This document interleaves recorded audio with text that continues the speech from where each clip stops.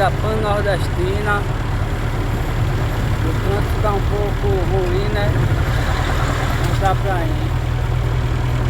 Um pouco engarrafado. Mas bora-se embora, na fé de Jesus, que a gente chega lá onde a gente vai.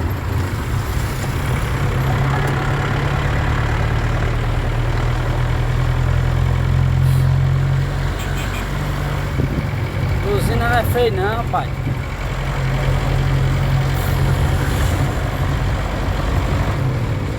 Arrocha o nó.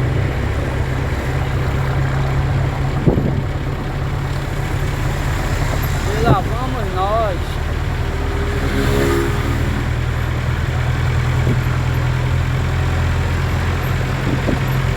Olha o viaduto de Olinda aqui, ó.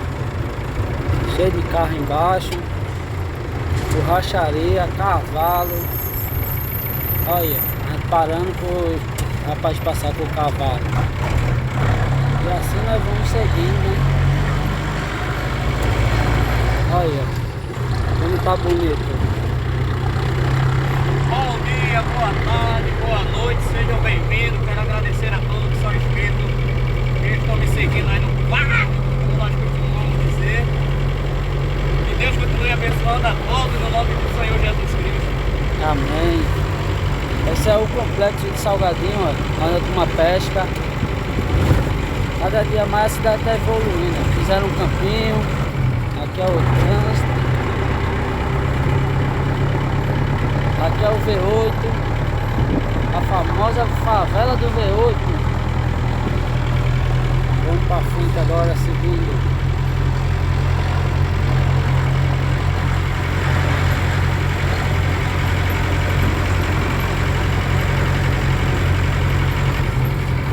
Esse é o nosso dia a dia aqui, ó. Quase todo dia nós fazemos essa rota. Essa é a parada do BRT.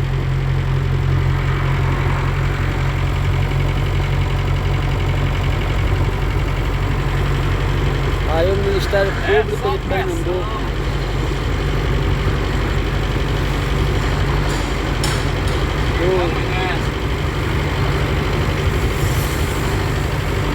Isso aqui, para vocês que não conhecem, é o Atacadão de Olinda.